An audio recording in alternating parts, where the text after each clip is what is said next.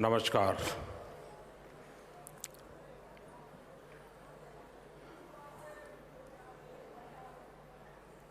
एक अद्भुत दृश्य मेरे सामने है।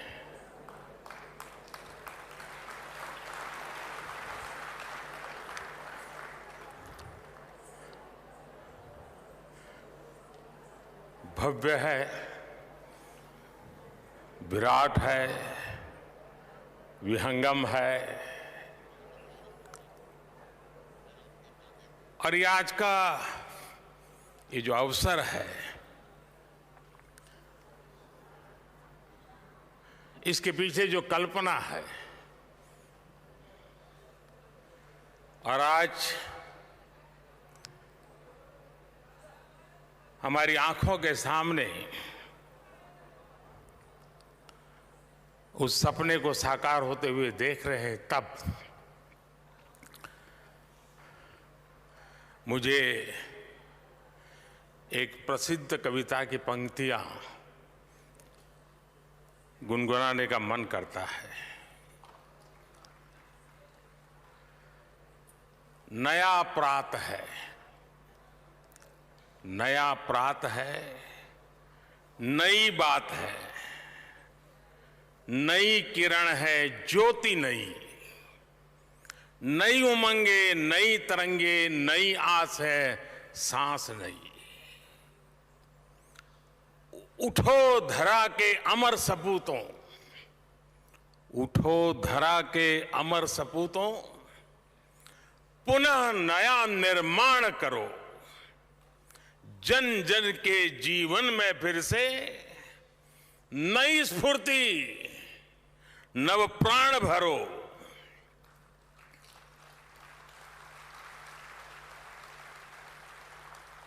आज के ये दिव्य और भव्य भारत मंडपम, उसे देख करके हर भारतीय खुशी से भर रहा है, आनंदित है और गर्व महसूस कर रहा है। भारत मंडपम आह्वान है भारत के सामर्थ्य का, भारत की नई ऊर्जा का। भारत मंडपम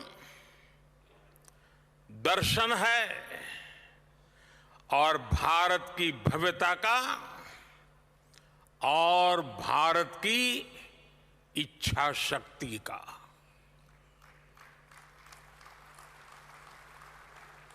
कोरोना के कठिन काल में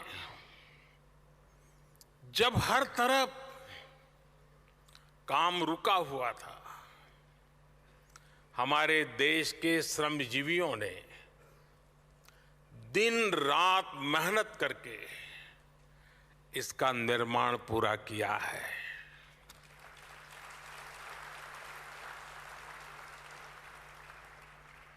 भारत मंडपम के निर्माण से जुड़े हर श्रमिक भाई बहन को, हर कर्मी को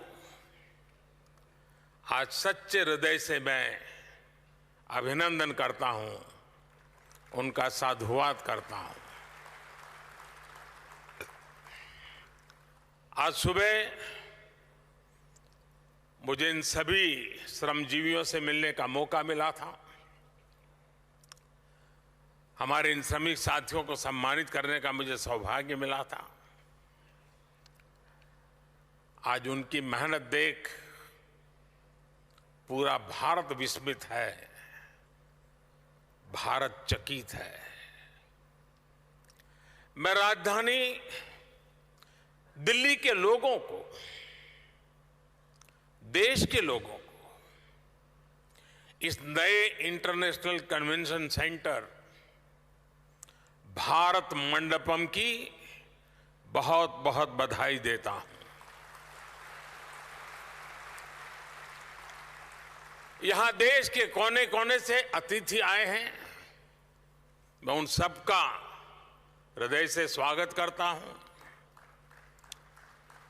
टीवी के माध्यम से, सोशल मीडिया के माध्यम से जो करोड़ों लोग इस वक्त हमारे साथ जुड़े हुए हैं, मैं उनका भी अभिनंदन करता हूं। साथियों, आज का दिन वैसे भी हर देशवासी के लिए बहुत ऐतिहासिक है। आज कारगिल विजय दिवस है।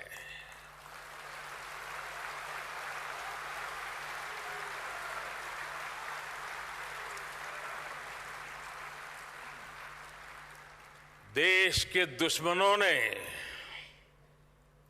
जो दुस्साहस दिखाया था, उसे मां भारती के बेटे बेटियों ने अपने पराक्रम से परास्त कर दिया था। कारगिल युद्ध में अपना बलिदान देने वाले प्रत्येक वीर को मैं कृतज्ञ राष्ट्र की तरफ से श्रद्धांजलि देता हूं। साथियों, भारत मंडपम के इस नाम के पीछे, और जैसा अभी पीयूष जी ने बताया, भगवान बसवेश्वर के अनुभव मंडपम की प्रेरणा है।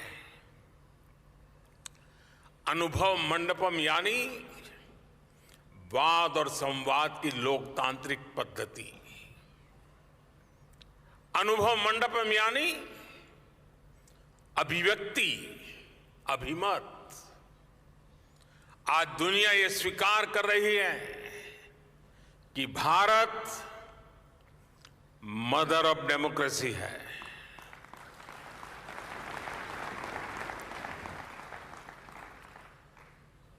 तमिलनाडु के उत्तरा मेरूर में मिले शिलालेखों से लेकर वैशाली तक भारत की वाइब्रेंट डेमोक्रेसी सदियों से हमारा गौरव रही है।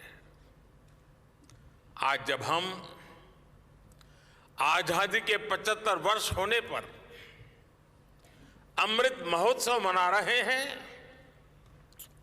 तो ये भारत मंडपम हम भारतीयों द्वारा अपने लोकतंत्र को दिया एक खूबसूरत उपहार है।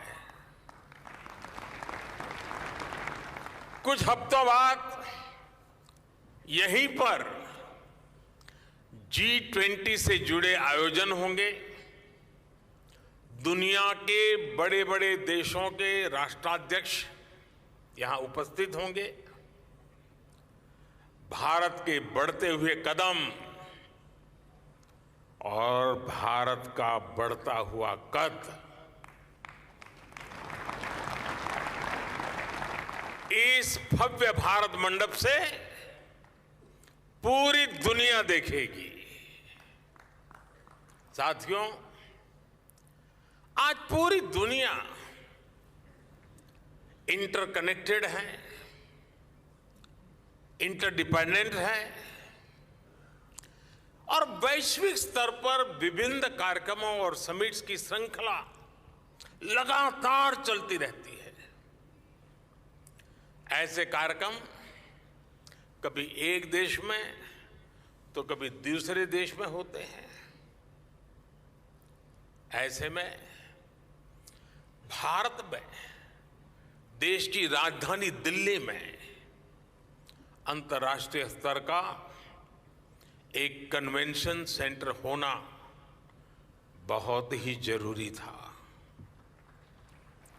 यहां जो व्यवस्था थी, जो हॉल्स थे, वो कई दशक पहले यहां बने थे। पिछली शताब्दी की वो पुरानी व्यवस्था 21वीं सदी के भारत के साथ कदमताल नहीं कर पा रही थी। 21वीं सदी के भारत में हमें 21वीं सदी की आवश्यकताओं को पूरा करने वाला निर्माण करना ही होगा। इसलिए ये भव्य निर्माण, ये भारत मंडपम आज मेरे देशवासियों के सामने है, आपके सामने है।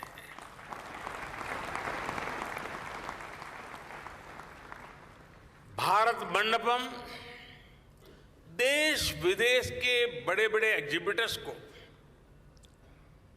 मदद करेगा।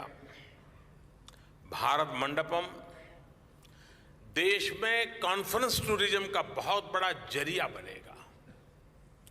भारत मंडपम हमारे स्टार्टअप्स की शक्ति को शोकेस करने का माध्यम बनेगा। भारत मंडपम हमारे सिनेमा जगत, हमारे आर्टिस्ट के परफॉर्मेंस का साक्षी बनेगा। भारत मंडपम हमारे हस्तशिल्पियों, कारीगरों, बुनकरों के परिश्रम को प्लेटफॉर्म देने का एक महत्वपूर्ण माध्यम बनने वाला है। और भारत मंडपम आत्मनिर्भर भारत और वोकल फॉर लोकल अभियान का प्रतिबिंब बनेगा। यानी इकोनॉमी से इकोलॉजी तक, ट्रेड से टेक्नोलॉजी तक, ऐसे हर आयोजन के लिए ये विशाल परिश्रम और ये विशाल परिसर, ये भारत मंडपम बहुत बड़ा मंच बनेगा। साथियों, भारत मंडपम जैसी इस व्यवस्था का निर्माण कई दशक पहले हो जाना चाहिए था, लेकिन शायद मुझे लगता है बहुत से कार्य काम मेरे हाथ में ही लिखे हुए हैं।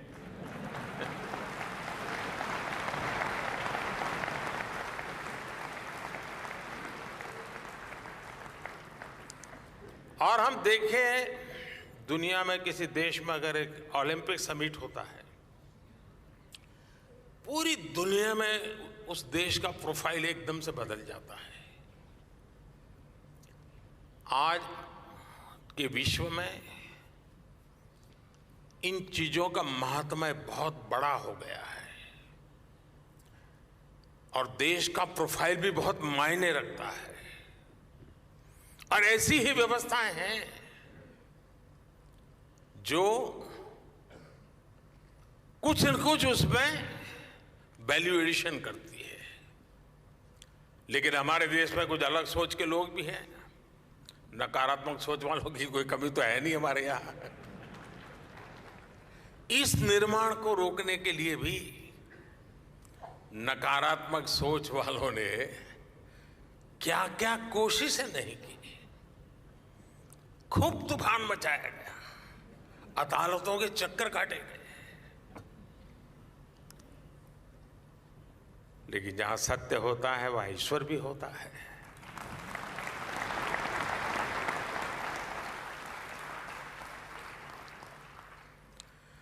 लेकिन अब ये सुंदर परिसर आपकी आंखों के सामने मौजूद है। दरअसल कुछ लोगों की फितरत होती है हर अच्छे काम को रोकने की, टोकने की। अब आपको याद होगा जब कर्तव्य पथ बन रहा था तो न जाने क्या क्या कथाएं चल रही थी। फ्रंट पेज पर ब्रेकिंग न्यूज में क्या कुछ चल रहा था। अदालत में भी न जाने कितने मामले उठाए गए थे। लेकिन जब अब कर्तव्य पथ बन गया, वे लोग भी दबी जुबान में कहने लगे, यार अच्छा हुआ है, कुछ देश की शोभा बढ़ाने वाला है। और मुझे विश्वास है कुछ समय बाद भारत मंडपम के लिए भी वो टोली खुल करके बोले या ना बोले, लेकिन भीतर से तो स्वीकार करेगी। और हो सकता है किसी एक समारोह में यहां आकर के लेक्चर देने भी आ जाएंगे।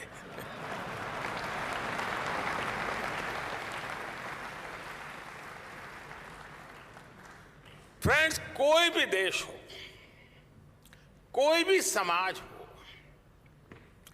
वह टुकड़ों में सोचकर, टुकड़ों में काम करके आगे नहीं बढ़ सकता।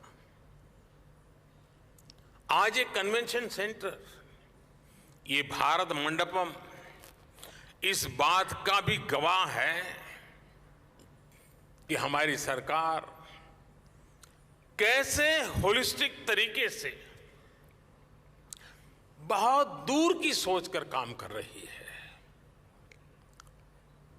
इस जैसे सेंटर्स में आना आसान हो,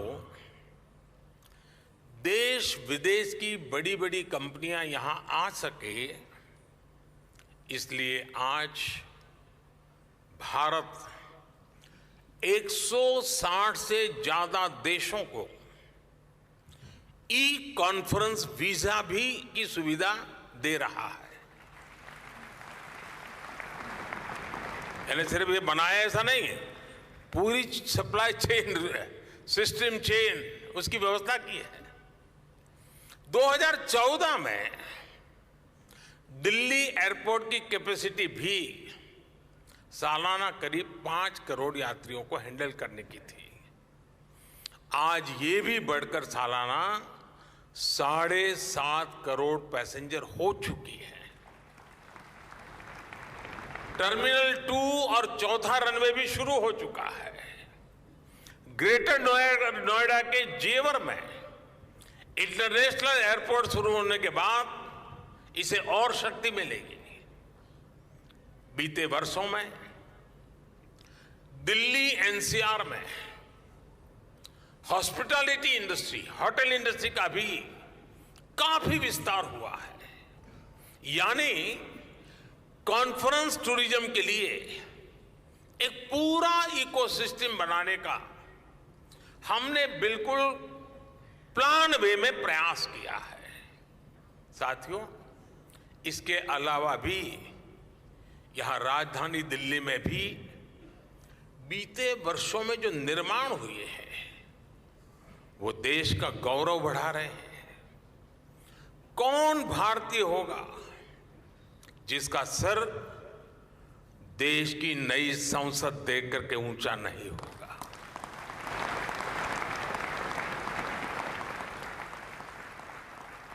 आज दिल्ली में नेशनल वॉर मेमोरियल है,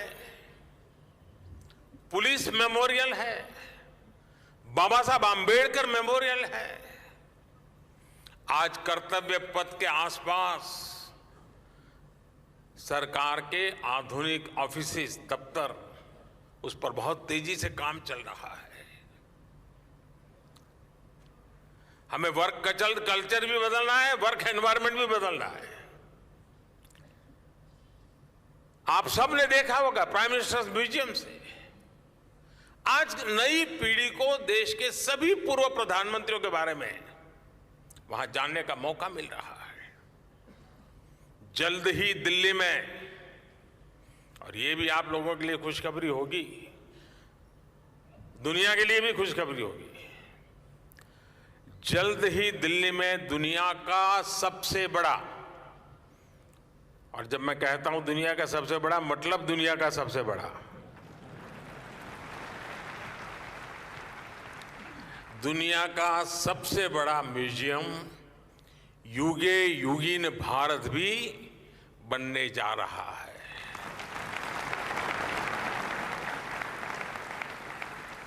साथियों,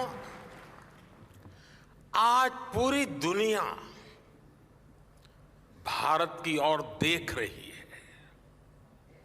भारत आज वो हासिल कर रहा है जो पहले अकल्पनीय था, कोई सोच भी नहीं सकता था।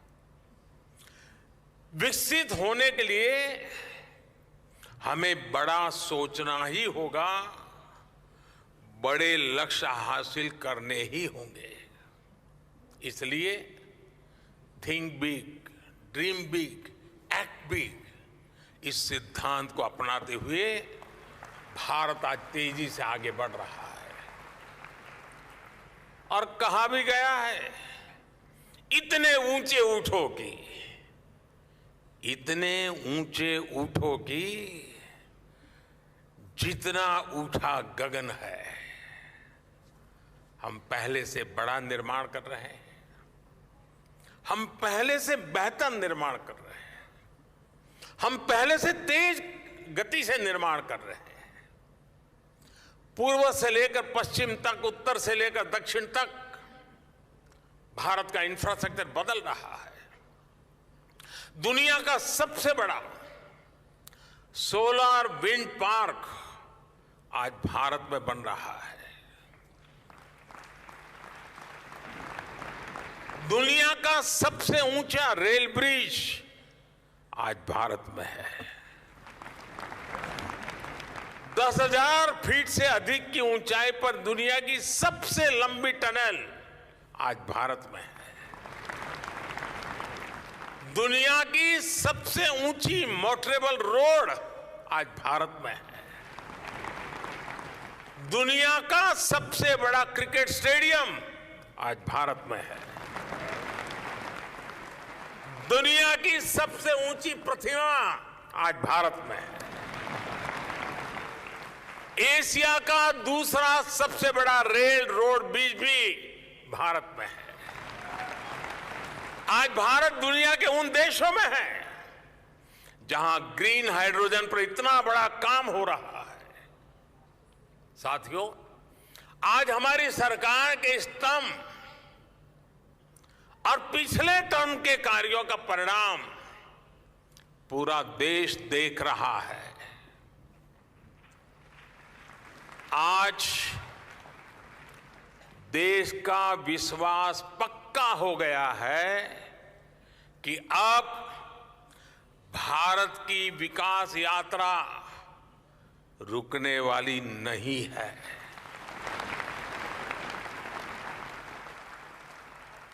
आप जानते हैं कि हमारे पहले टर्म की शुरुआत में भारत वर्ल्ड इकोनॉमी में 10वें नंबर पे था। जब मुझे आप लोगों ने काम दिया तो हम अब 10 नंबर ही थे।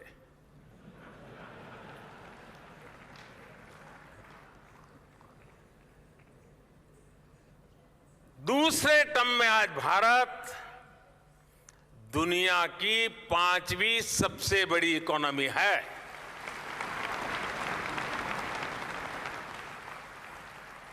और ये ट्रैक रिकॉर्ड के आधार पर, बातों बातों में नहीं, ट्रैक रिकॉर्ड के आधार पर मैं कह रहा हूं, मैं देश को ये भी विश्वास दिलाऊंगा कि तीसरे टर्म में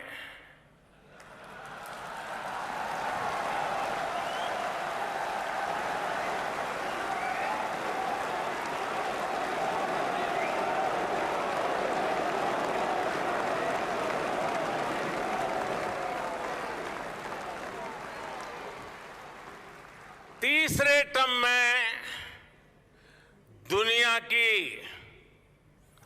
पहली 3 इकोनॉमीज में एक नाम भारत का होगा।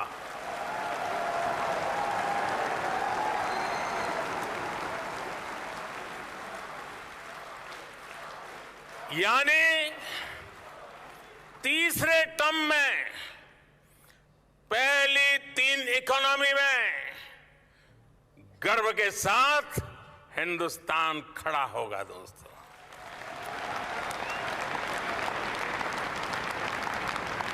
थर्ड टर्म टॉप 3 इकोनॉमी पे पहुंच के रहेगा भारत, और ये मोदी की गारंटी है।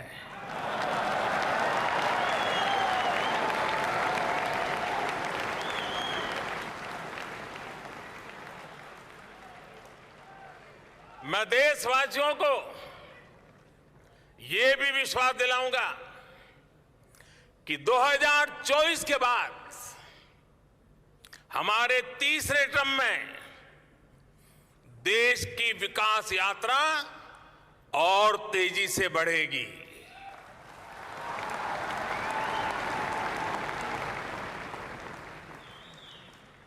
और मेरे तीसरे कार्यकाल में आप अपने सपने अपनी आंखों के सामने पूरे होते देखेंगे।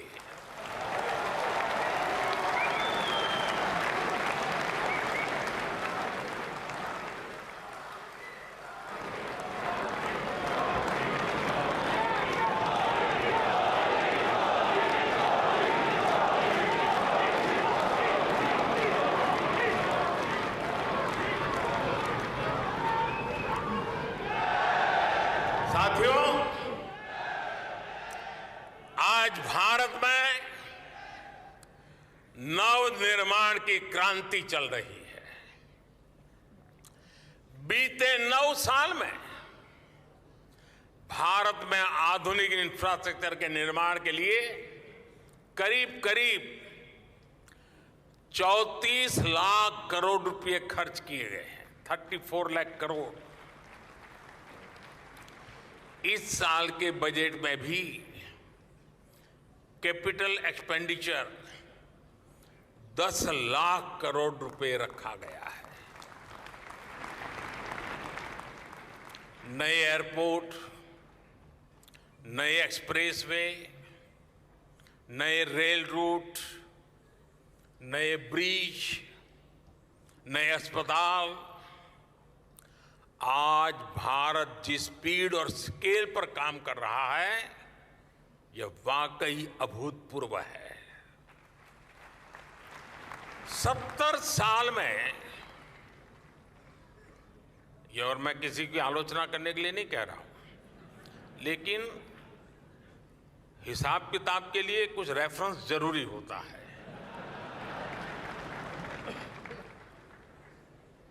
और इसलिए मैं उस रेफरेंस के आधार पर बात कर रहा हूं। 70 साल में भारत में सिर्फ 20,000 किलोमीटर के आसपास रेल लाइनों का इलेक्ट्रिफिकेशन हुआ था। 20,000 किलोमीटर। जबकि पिछले 9 साल में भारत में करीब करीब 40,000 किलोमीटर रेल लाइनों का इलेक्ट्रिफिकेशन हुआ है।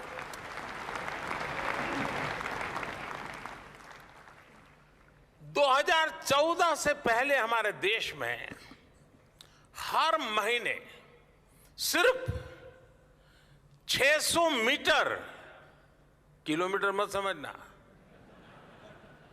सिर्फ 600 मीटर नई मेट्रो लाइन बिछाई जा रही थी। आज भारत में हर महीने 6 किलोमीटर नई मेट्रो लाइन का काम पूरा हो रहा है।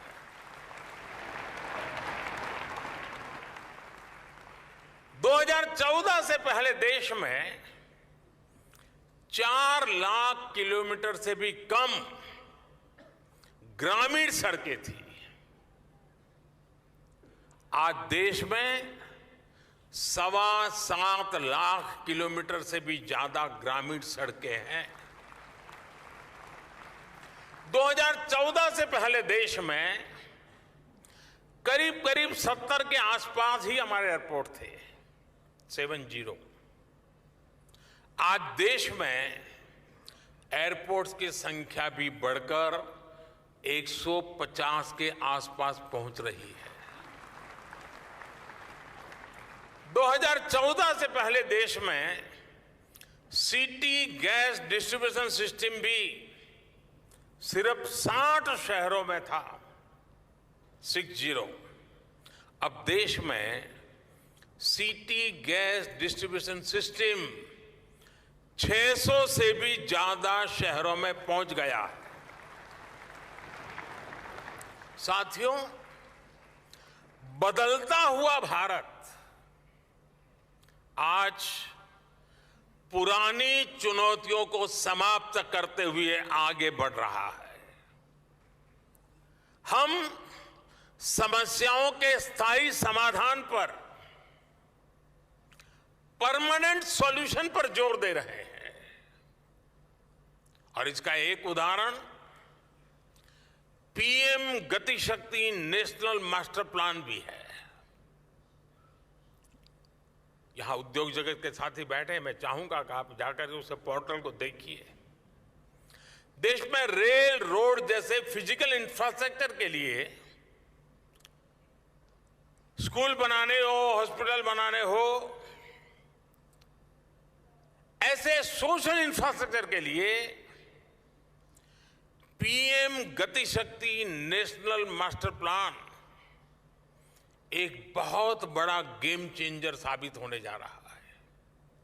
इसमें अलग अलग लेयर के 1600 से ज्यादा अलग अलग लेयर्स के डेटा उसके अंदर डिजिटल प्लेटफॉर्म पर लाया गया है। कोशिश यही है देश का समय और देश का पैसा पहले की तरह बर्बाद ना हो।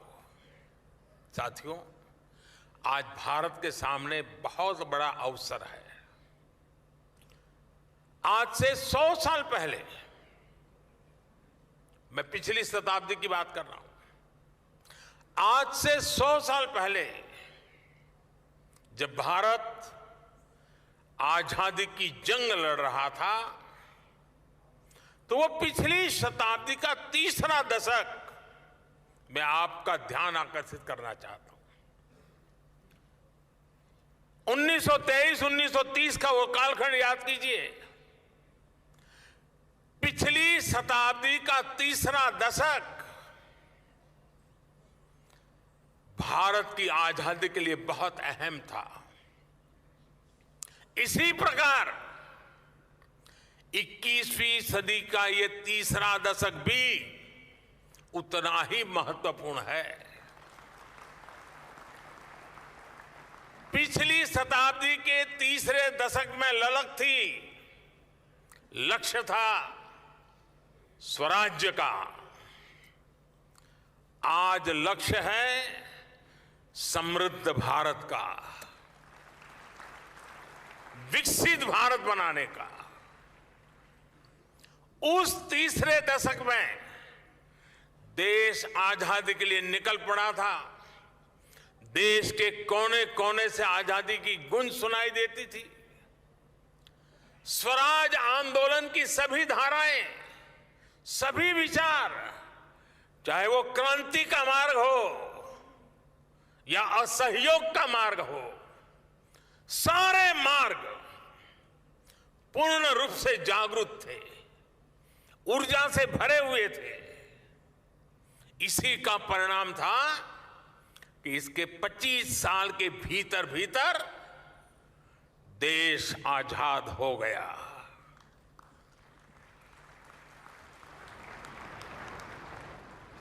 आजादी का हमारा सपना साकार हुआ और इस शताब्दी के इस तीसरे दशक में हमारे सामने अगले 25 साल का लक्ष्य है। हम समर्थ भारत का सपना लेकर, विकसित भारत का सपना लेकर निकल पड़े हैं।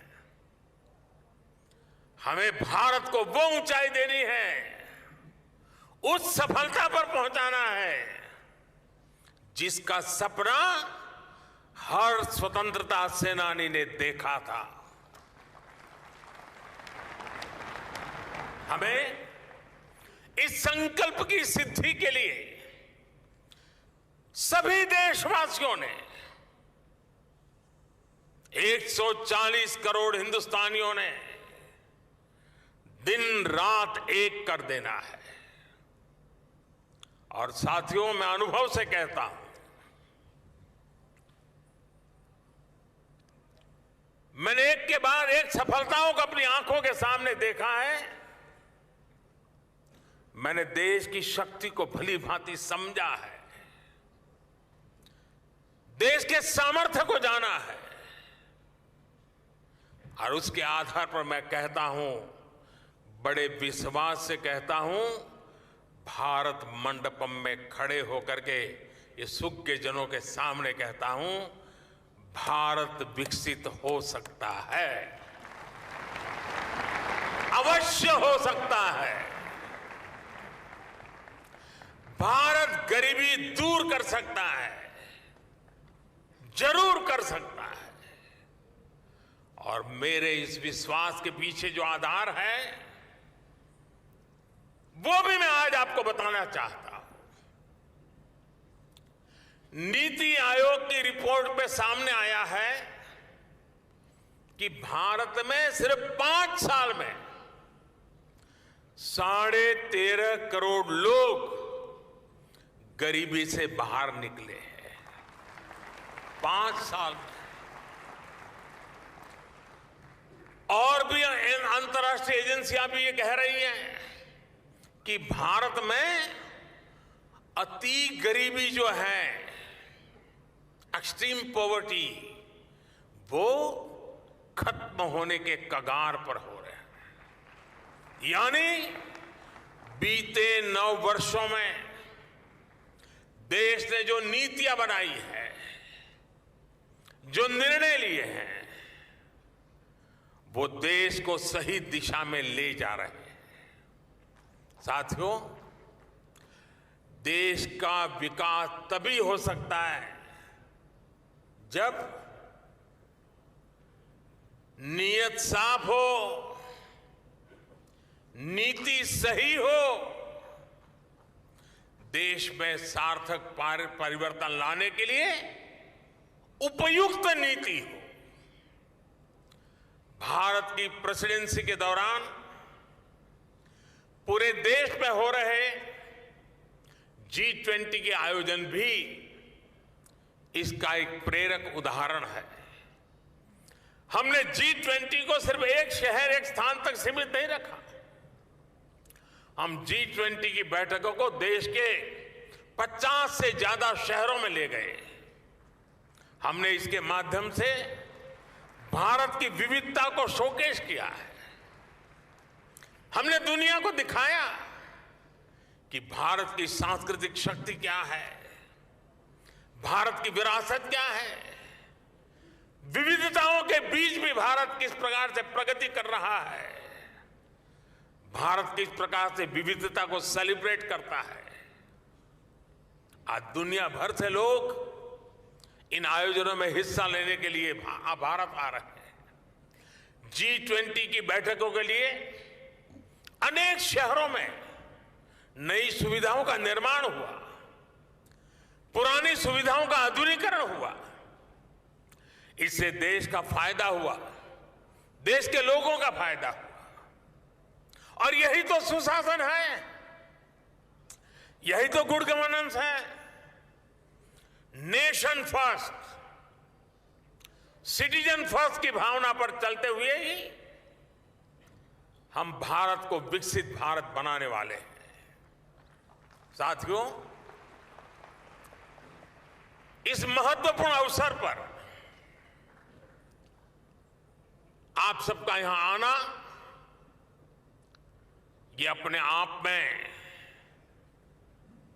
आपके दिल के कोने में भी भारत के ये जो सपने पड़े हैं ना, उन सपनों को खाद पानी देने का ही अवसर है जी। एक बार फिर भारत मंडपम जैसी शानदार सुविधा के लिए दिल्ली के लोगों को, देश के लोगों को मैं बहुत बहुत बधाई देता हूं। और इतनी बड़ी तादाद में आप आए, मैं आपका फिर से एक बार स्वागत और अभिनंदन करता हूं। धन्यवाद।